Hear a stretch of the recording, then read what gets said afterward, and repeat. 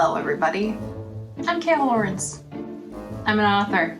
I'm starting a new video series here on Instagram called Tea Time with Kale, and every video I will have some lovely tea that I'm drinking. Actually, I'm being a little bit hypocritical today because I have my own version of a pumpkin cold brew from Starbucks. I have yet to perfect my recipe. Anyway, so pretty soon I'm actually going to be launching my website, kalelawrence.com, and I really wanted to have a lot of content for it. So today I'm going to be answering some questions, all relating to writing, that hopefully you find interesting, or you can take something away with your own work in progress. But typically I'll be sharing some tips and tricks for writing, what I've discovered throughout all the years that I've been writing, and hopefully I can shine a little light in your day. Who have been your biggest writing influences? Several people. I think what really got me started into writing a mix of J.K. Rowling, J.R.R. Tolkien, and C.S. Lewis. Those were some of my early influences. Fantasy was really big with my early writing. But over the years, I actually my writing evolved as any author's writing will, and I started really finding my writing becoming a little bit more darker, more like writing in between the lines. I love doing that. I'm obsessed with it. I never like to just come out and say something. I want my audience to pick up on little habits that they do, or maybe they mention something in passing and you're like, are they? Are they? What? And I like the thrill of making people guess. But on that note, I have really come to find that I am just obsessed with authors like Garth Nix. I really started getting into the Keys of the Kingdom series. Recently, I've really found that I quite enjoy the writing style and the artistic style of Guillermo del Toro, particularly with everything he does, but mostly with the Tales of Arcadia series on Netflix. I know it's made for kids, but I really love his dark storytelling and just how he's not afraid to bring up topics that are hard to talk about. I also like the dark humor of Lemony Snicket. Lemony Snicket was a big part of my childhood. I don't know if I was necessarily a child, but I felt like one.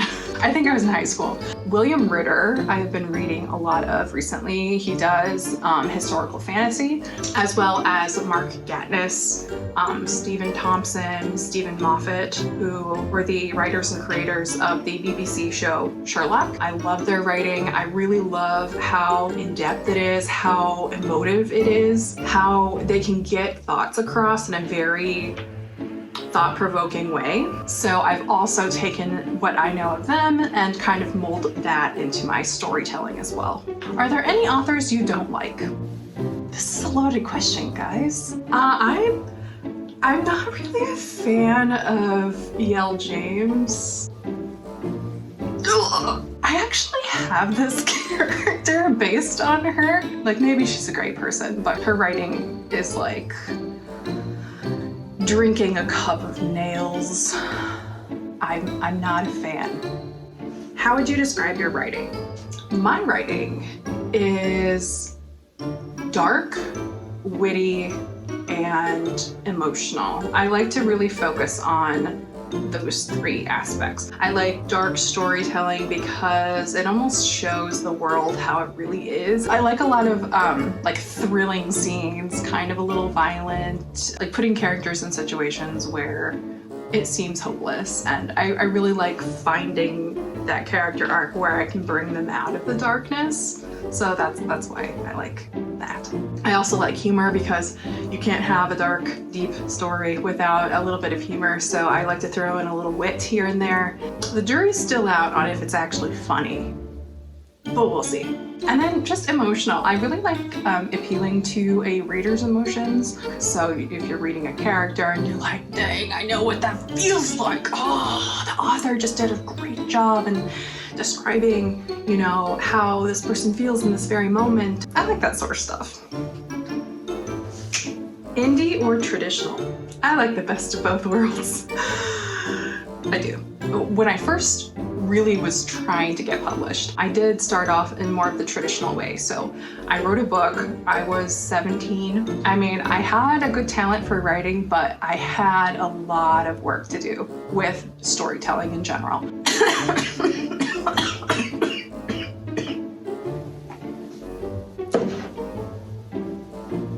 I'm okay. So I started pitching that story to publishers, and thankfully they were just very kind and compassionate, and they were like, thanks, but no thanks. Fast forward 7 years later into my mid-20s, and I had written my second full-length novel, and I ended up self-publishing that. I was very proud of it. I like the freedom of independent publishing because, you know, I got to design my cover and I got to have full creative reign with my story. I could do whatever I wanted, but I'm in marketing professionally. So the last thing I want to do is go to work 8 hours and market for a company and then come back home and be like, hey, now I gotta market this book. I kind of stepped out of that world for a while. Enter 2019, and I didn't know if I would ever write again. There came a day, it was actually on my birthday, that I was like hit in the face with creativity to the point where I wrote every day and I didn't stop. I'm still writing, you know, over a year later, and I wrote my current work in progress, The Magi Menagerie. That's what I have cooking right now. I am sending it into agents and I'm going to get it traditionally published. I'm not going to give up until I do. What is your work in progress? The Magi Menagerie. It's kind of hard to say, but at the same time, it's very light and beautiful and tongue. It just rolls right off. Do you ever tell people that you are a writer and they immediately ask, awesome, what are you working on? You're like, a book. First question they always ask, what's it about? All I can say really is it's a historical adventure / magical realism fantasy, I guess, that involves the idea of the Magi being a society and that they still exist in the world today, that they weren't just, you know, 3 dudes walking across a desert to bring gifts to baby Jesus. They actually were like a deeper magical type society. So it's taking that and just running with it and basing it in 1906. What is the first thing you ever wrote?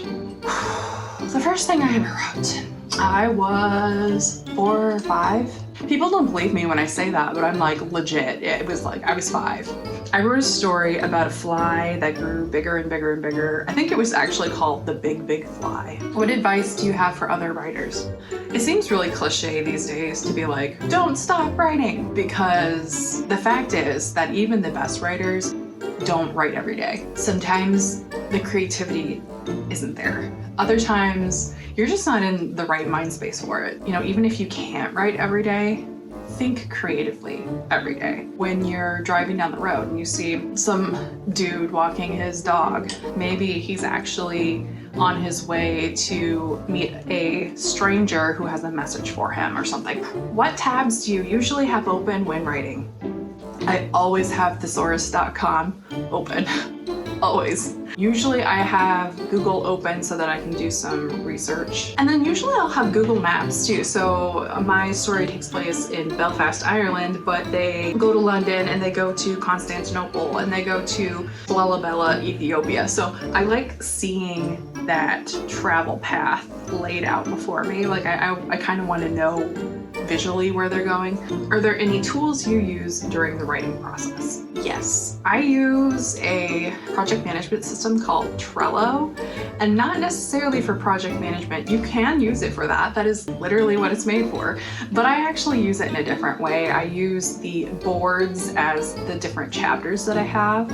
And then the different tasks underneath that, or your checklist, is what needs to happen in that chapter. So that way I can move those cards around seamlessly if I need to move scenes around. Thanks for joining me. I hope I didn't bore you too badly. I will see you next time on Tea Time with Kale.